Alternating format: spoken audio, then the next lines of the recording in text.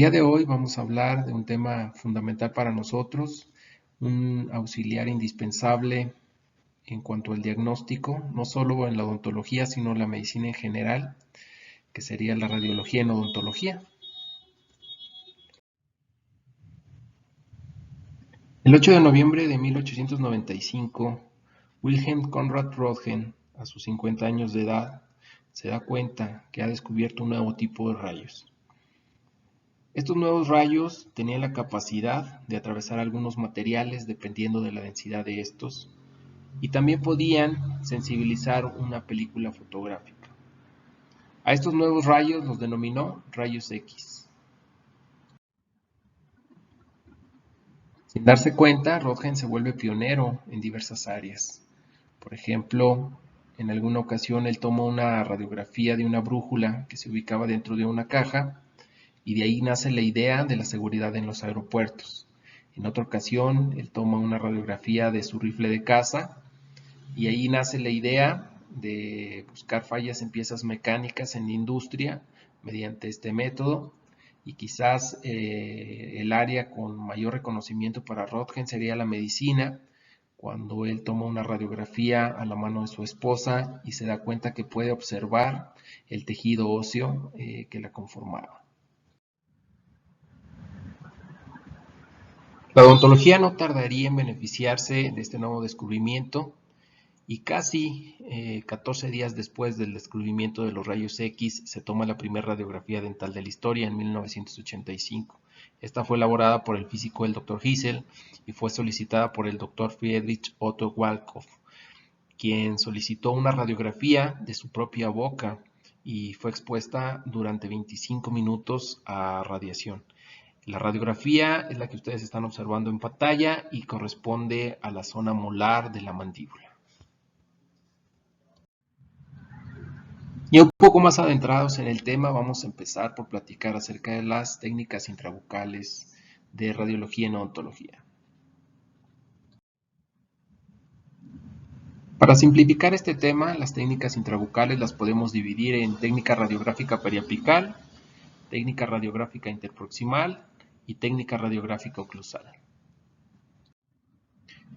En cuanto a las técnicas radiográficas periapicales, vamos a estudiar los órganos dentarios, la región periapical que los rodea y algunas estructuras contiguas a estos órganos dentarios. Podemos investigar procesos cariosos, exceso o falta de materiales restauradores, la relación entre la dentición primaria y permanente, algún tipo de mineralización o nódulos pulpares, reabsorciones radiculares ya sea internas o externas, algunas anomalías dentales, si existen lesiones periapicales o algunas enfermedades óseas. En cuanto al estudio de radiografías periapicales, normalmente es un juego de 14 radiografías en las que podemos dividir una zona anterior, los 4 incisivos, posteriormente una radiografía de canino, después una radiografía de premolares y posteriormente una radiografía de molares. Eso para los 4 cuadrantes. En cuanto a las técnicas radiográficas interproximales, están indicadas en cuanto sospechamos que en las caras proximales de los dientes posteriores pudiera haber algún proceso carioso, o si nosotros queremos verificar el sellado marginal de algún tipo de restauración y podríamos observar si existe un exceso o una falta de material restaurador. También en este tipo de examen interproximal podemos observar la cresta alveolar en busca de algún tipo de anomalía como una reabsorción que pudiera ser un indicativo de enfermedad periodontal. Estas radiografías interproximales, o también conocidas de aleta de mordida, tienen la característica que podemos evaluar las coronas de los órganos dentarios tanto inferiores como superiores al mismo tiempo. Va a ser un juego de 4 radiografías en donde vamos a evaluar 2 radiografías por cada lado de la arcada o de las arcadas, y en una radiografía vamos a observar premolares y en la siguiente radiografía vamos a observar molares. Otra de las técnicas más utilizadas serían las radiografías oclusales. Y este tipo de radiografías va a estar indicado para observar grandes áreas patológicas, dientes supernumerarios, poder localizar algunos restos radiculares o cuerpos extraños, observar cialolitos, observar dientes no erupcionados, observar algunas anomalías maxilares, torus, ya sea palatino o mandibular, la observación de alguna fractura maxilomandibular, para hacer el control radiográfico del crecimiento de maxilares, para determinar la posición de las raíces en algún desplazamiento y alguna lesión que sea accidental en el seno maxilar. En esta diapositiva podemos observar dos radiografías oclusales, una de maxilar superior, otra de maxilar inferior, y las estructuras que podemos identificar en ellas.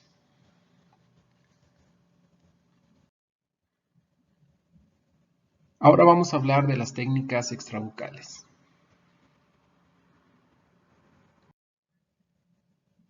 Este tipo de técnicas extrabucales tienen la característica que permiten colocar la película fuera de la boca del paciente y va a tener la ventaja de que nos permiten observar regiones craneofaciales más amplias.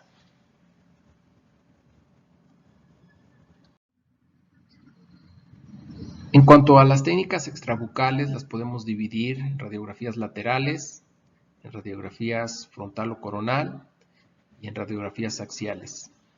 En cuanto a las laterales, podemos encontrar las de cráneo, las de mandíbula, del ángulo y la rama, o de mandíbula del examen del cuerpo, las modificadas por Dijan para el ángulo y la rama de la mandíbula o para el cuerpo de la mandíbula, las cefalométricas y las de perfil de la región del hueso nasal.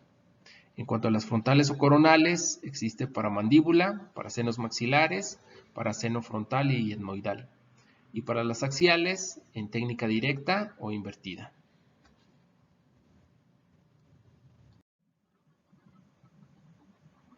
La radiografía lateral de cráneo, cuando queremos observar un perfil duro, es decir, únicamente el perfil óseo, tiene las siguientes indicaciones. Para buscar o descartar fracturas de cráneo o de base de cráneo, fracturas de tercio medio de la cara, cuando sospechamos de una probable dislocación del maxilar, para evaluar el seno maxilar, esfenoidal o frontal, para descartar o observar algunas afecciones de la calota craneana y para observar las condiciones que afectan la silla turca. Otro tipo de radiografía extraoral sería la que se utiliza para evaluar el examen del ángulo y la rama de la mandíbula.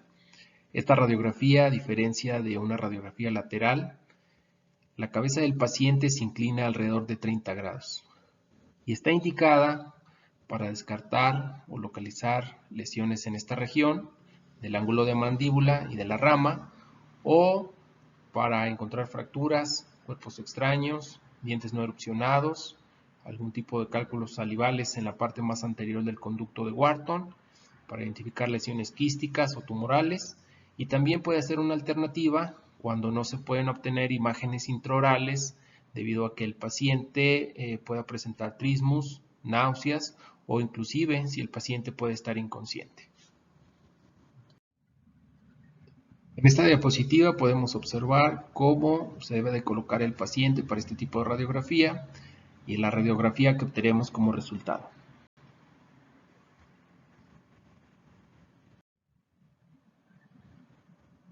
En cuanto a la radiografía del cuerpo de la mandíbula, está indicada para encontrar fracturas, cuerpos extraños, dientes no erupcionados, cálculos salivales, lesiones cosméticas o tumorales, y también puede ser una alternativa cuando no pueden ser obtenidas imágenes intraorales en virtud de que el paciente presente trismus, náuseas o si está inconsciente.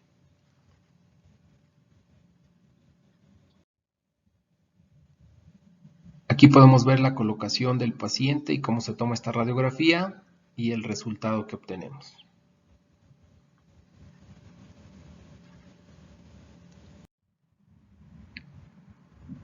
Otra opción que tenemos para evaluar el examen del cuerpo de la mandíbula puede ser utilizar una radiografía oclusal como lo estamos observando en la imagen donde el paciente sostiene la radiografía y es tomada por un aparato de rayos X convencional de cualquier consultorio dental. Va a tener las mismas indicaciones que las radiografías anteriores, solo que tiene la característica que esta se puede improvisar y es mucho más fácil tomarla.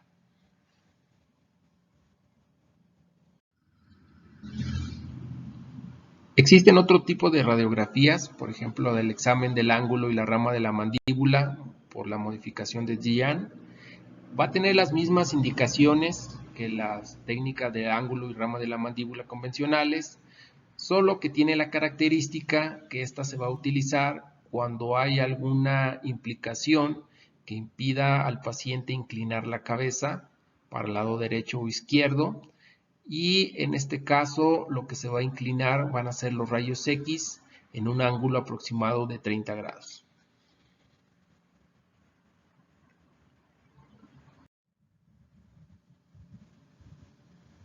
Otra opción puede ser el examen de la región del cuerpo de la mandíbula, también por la modificación de Gian. Tiene las mismas indicaciones que la técnica del cuerpo de la mandíbula. También se va a utilizar cuando el paciente tenga algún impedimento para inclinar su cabeza hacia cualquier lado. Y igual que en la diapositiva anterior, aquí lo que vamos a inclinar va a ser el ángulo de los rayos X, aproximadamente 30 grados.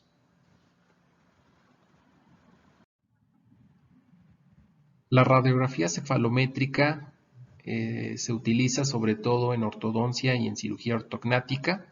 En ortodoncia para confirmar anomalías esqueléticas o de tejidos blandos, y también va a ayudar a establecer el plan de tratamiento y a controlar el progreso del tratamiento y para evaluar los resultados de los pacientes.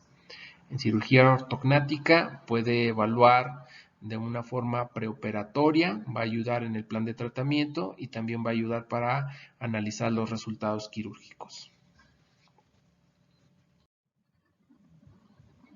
Este es un ejemplo de radiografía cefalométrica, como ustedes pueden observar, es una radiografía lateral de cráneo, solo que están identificados los puntos craniométricos y está trazado algún tipo de análisis cefalométrico.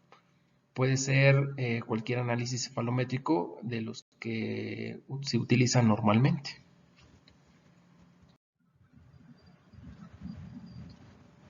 Esta es una radiografía del perfil de la región del hueso nasal. Como ustedes pueden observar, también se utiliza una radiografía oclusal. Se puede tomar fácilmente en el consultorio y está indicada para evaluar la existencia o no de alguna fractura del hueso nasal después de un trauma facial. Otro tipo de radiografía es la posteroanterior de la mandíbula. Esta va a estar indicada en fracturas de mandíbula, en la región del ángulo, en la región de la rama ascendente, en la región del cuello del cóndilo y en el tercio posterior del cuerpo de la mandíbula. También se pueden identificar lesiones tumorales de estas mismas regiones, se pueden observar expansiones llamadas laterolaterales y también podemos observar hipo o hiperplasias de maxilar o mandíbula y algunas otras deformidades.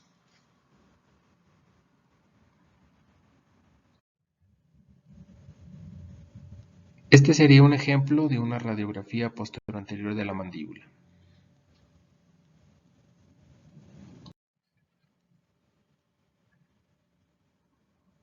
Otra radiografía de la que podemos echar mano sería la radiografía posteroanterior para senos maxilares. Esta va a estar indicada para el examen radiográfico del seno maxilar, para observar o descartar fracturas, por ejemplo, fracturas en el tercio medio de la cara, son fracturas que se conocen como tipo Lefort, 1, 2 o 3, para fracturas del complejo cigomático y el complejo nasoetmoidal, para fracturas de órbita, fracturas del proceso coronoide, para examinar senos frontales y etmoidales y para el examen de seno sinusoidal, que tiene una variante. Cuando el paciente mantiene la boca abierta durante el examen, esta modificación recibe el nombre de Waters-Walton. Aquí está el ejemplo de una radiografía posteroanterior para senos maxilares.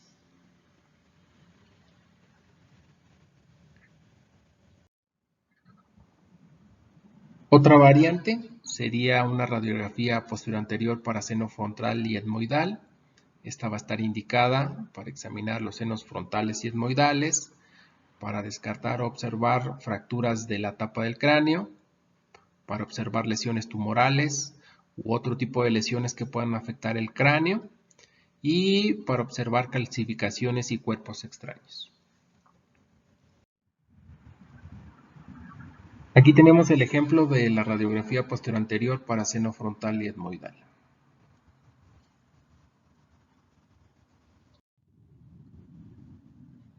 Otra variedad es la radiografía axial invertida, que tiene otros nombres, por ejemplo, submentovértice, axial de Hirtz, directo de Hirtz, mentobregma, incidencia basal o de incidencia de base de cráneo.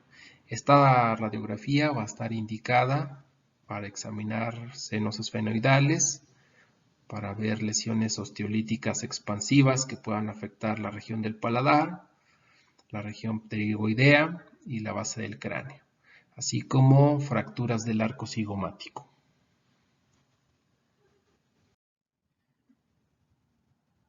Este sería el ejemplo de una radiografía axial invertida.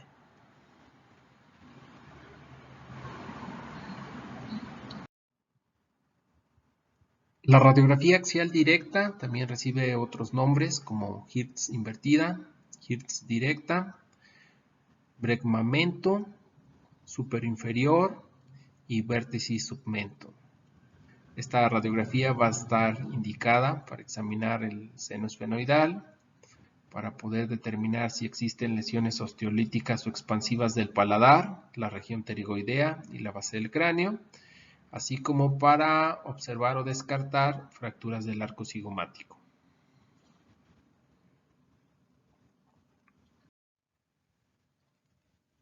Este sería un ejemplo de una radiografía axial directa.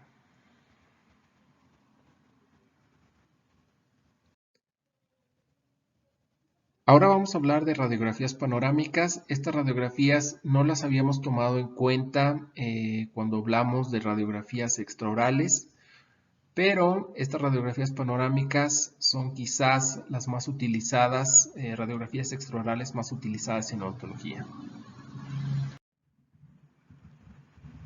La radiografía panorámica tiene una gran ventaja, es una radiografía que nos va a proporcionar una visión global de las estructuras, de todas las estructuras que comprenden el complejo maxilomandibular en una sola exposición. Las radiografías anteriores nos daban una visión limitada únicamente de una zona. El proceso por el cual se va a tomar esta radiografía panorámica se llama pantomografía y es un proceso en donde se graba una imagen en una película radiográfica de una superficie curva. En este caso va a incluir dientes, maxilares y algunas estructuras adyacentes. La radiografía panorámica es una radiografía que puede tener múltiples indicaciones, sin embargo, destacan las siguientes. La podemos utilizar para dar seguimiento a los patrones de erupción dental, de formación de raíces y el desarrollo de los órganos dentarios. Podemos visualizar senos maxilares y la relación que guardan con los dientes. Podemos realizar un examen de articulación temporomandibular. Podemos estudiar grandes áreas patológicas y la relación que éstas guardan con estructuras adyacentes. Podemos verificar fracturas en pacientes con traumatismos múltiples. También podemos hacer un estudio de glándulas salivales y podemos comparar ambos lados del complejo dentofacial.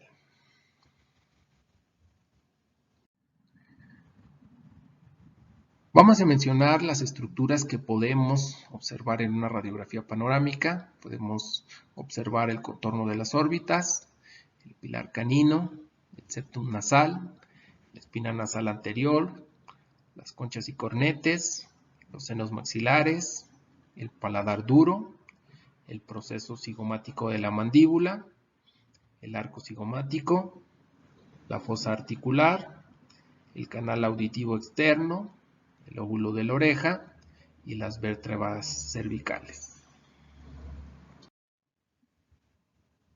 También podemos observar y evaluar el cóndilo de la mandíbula, la escotadura mandibular, la apófisis coronoides, la línea oblicua, el canal mandibular, el agujero mentoniano, la base de la mandíbula, el hueso hioides, el espacio aéreo nasofaringio y orofaringio, el paladar blando, la tuberosidad del maxilar y el proceso pterigoideo del hueso esfenoides.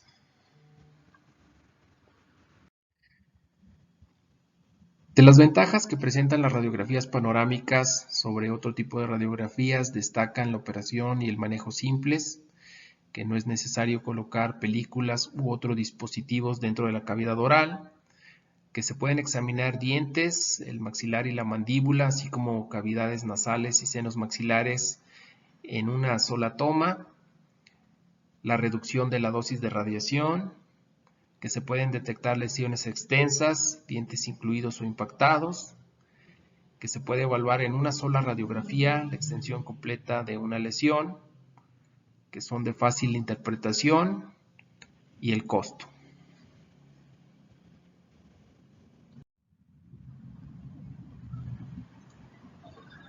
Las radiografías panorámicas tienen ventajas, pero también presentan algunas desventajas. De las que podemos hablar es de la pérdida de detalles en cuanto a caries, en cuanto a la cresta alveolar, en contorno de las lesiones, en patrones óseos. También podemos hablar una disminución del grado de detalle, especialmente en la región de incisivos y caninos. Tiene la característica que la proyección se realiza en un solo ángulo y estructuras como la articulación temporomandibular pues aparecen distorsionadas. Ahora vamos a revisar algunos ejemplos y usos de las radiografías panorámicas. Este es un ejemplo en el caso de odontopediatría, en donde nosotros podríamos observar la formación o los gérmenes dentarios de los dientes permanentes y también podemos observar todos los dientes de la dentición temporal y podríamos vigilar la erupción de estos dientes con este tipo de radiografía. También este tipo de radiografía, como habíamos hablado, nos sirve para ubicar dientes con una ubicación ectópica. En este caso estamos hablando de un diente 1 de 28, en donde en otro tipo de radiografía, por ejemplo una radiografía periapical, sería imposible localizarlo. También podemos evaluar fracturas que se presenten en los huesos maxilares. En este caso estamos hablando de una fractura en la mandíbula, la cual podemos evaluar con cierta facilidad con esta técnica. También dijimos que una de las ventajas era que podíamos observar grandes lesiones de manera completa. En este caso estamos observando una lesión osteolítica unilocular asociada al OD48.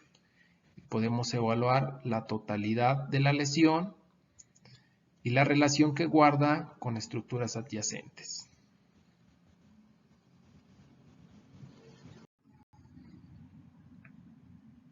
En este caso vamos a evaluar algunas fracturas mandibulares, posiblemente fueron producidas por una cirugía ortognática y mediante esta radiografía se pueden evaluar los resultados de la cirugía. Podemos observar la forma en la que fueron reducidas estas fracturas.